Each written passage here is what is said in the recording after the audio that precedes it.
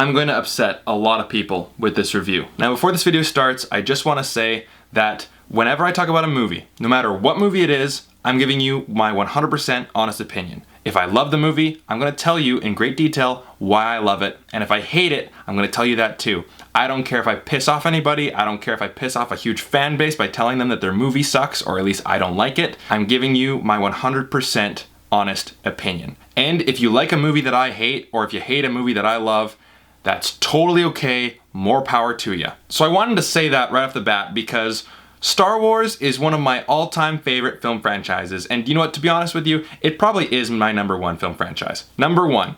And so much so that I even bought this t-shirt before the movie even came out. I was so pumped for this movie, and I get pumped for every single Star Wars movie. I've been a Star Wars fan since day one. And when walking out of the theater back in 2016, seeing Rogue One, I gave it a 4 out of 5. I really enjoyed it.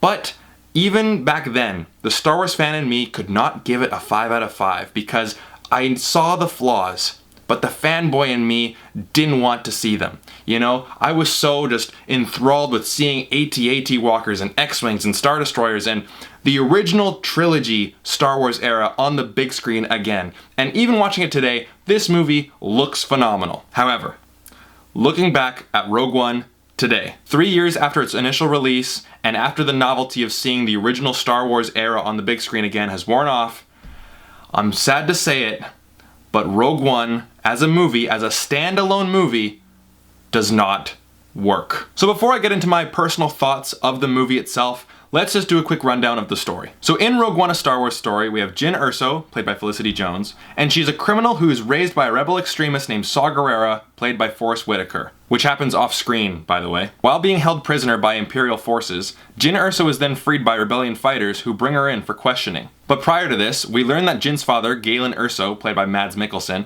is a research scientist who was forced by the head Imperial weapons developer, director Orson Krennic, played by Ben Mendelsohn, to design a superweapon for the Empire. A superweapon with enough firepower to destroy an entire planet. We call it the Death Star.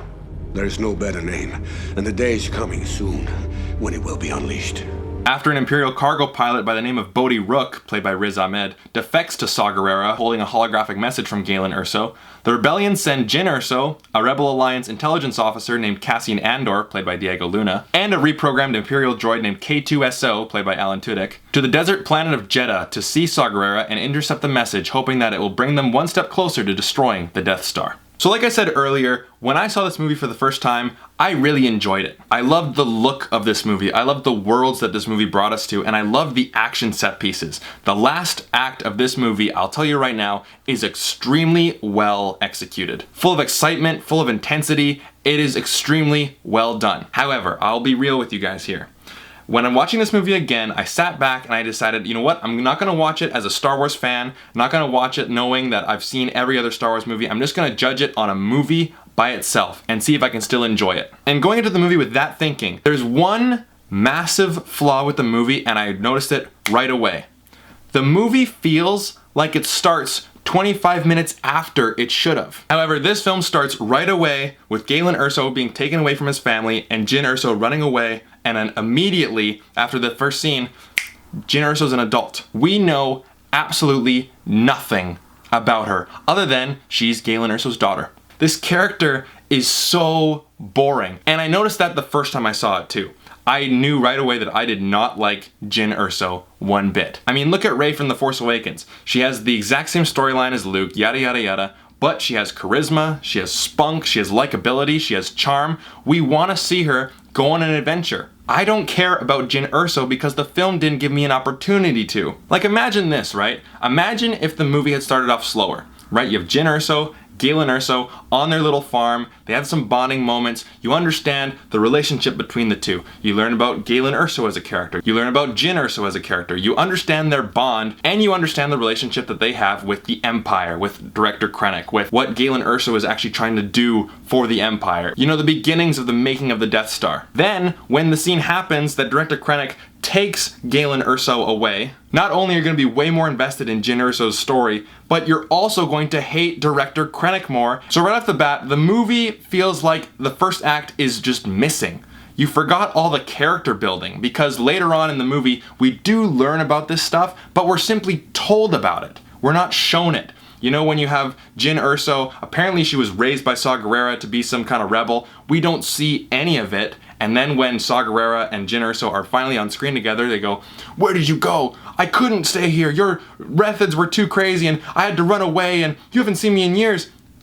I don't know what the hell these characters are talking about because we didn't see anything. Now, I think of Braveheart as an example. Now, if you guys have not seen Braveheart, watch it. It is one of the best movies I have ever seen. It takes its sweet ass time to develop its characters, their motivations, their wants, their needs, their connections with other characters, their place in the world, the rules of the world, the setting, and the villains. You understand everything about the main character, what he wants, what he desires, what his motivations are, and you understand the force of the British. So when it comes time for the story to actually begin, we've had so much build up that, okay, yes, I am totally invested into the characters, I like them, they have charm, they have charisma, and you want to see them to succeed, and you hate the villains. Because like imagine Director Krennic comes and destroys this family. Jyn Erso and Galen Erso are finally separated. If we had time to understand them and really care about them, one, you would hate Director Krennic way, way more. He would be a much better villain if you saw him take away this great connection. Because in this movie, you don't see their connection. You just see one hug and you hear them say Stardust, and that's it. And that really is a major flaw that just shows itself time and time again throughout the entire movie, because what is this movie held up by? Why should we be emotionally invested into this story? Because if you know anything about Star Wars at all, you know what happens in this movie. However, I went into this movie not thinking like that. I thought, okay, why see this story? A Star Wars standalone story. The two things that hold this movie up, or well, we're supposed to, Jyn Erso's connection with her father and destroying the Empire, right? The Empire is just supposed to cause so much tyranny on the galaxy that you have no choice but to fight against it, which can be a really powerful motivation for the characters.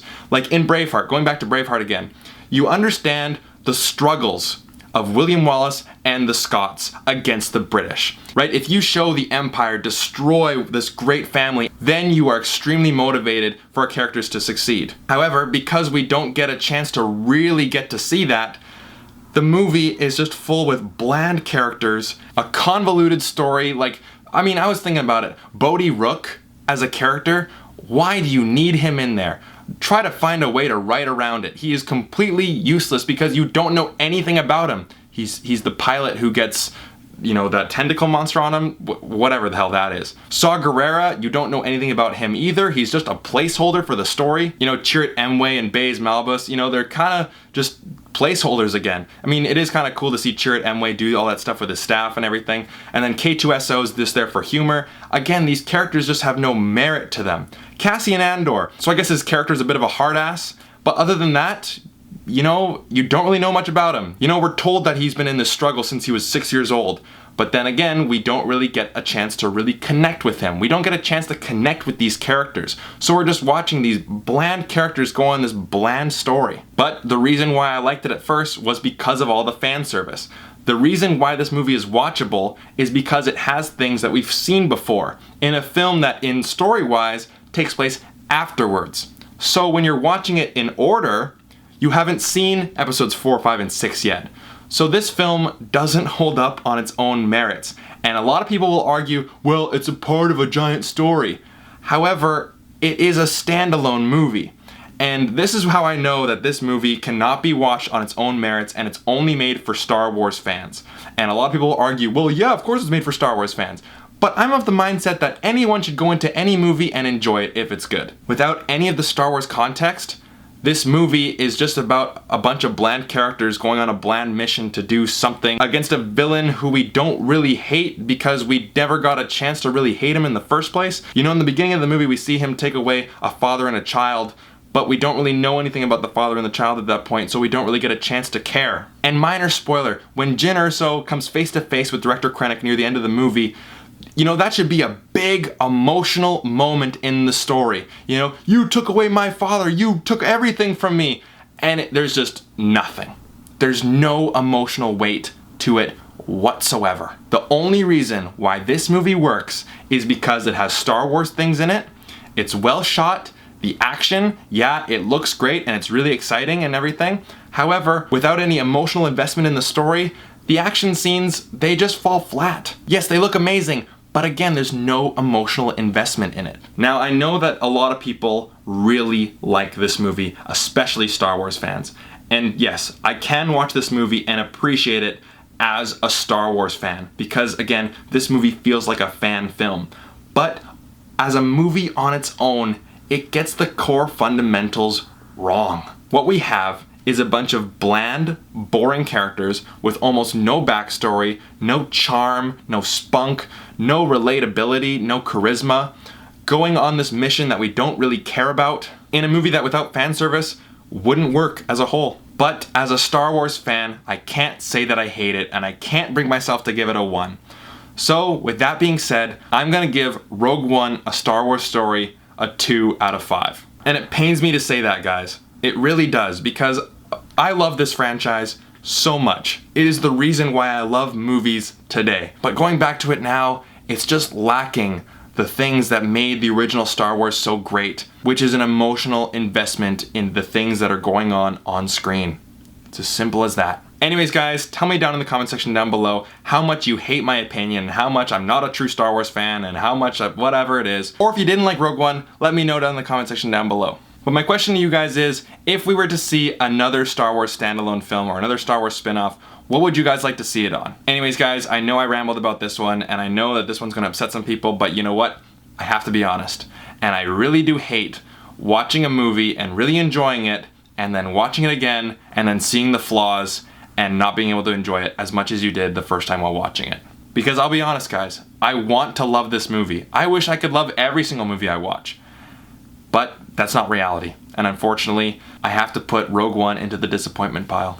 Anyways, guys, thank you so much again for watching. If you want to see more videos like this, definitely hit like and subscribe. May the Force be with you. Take care.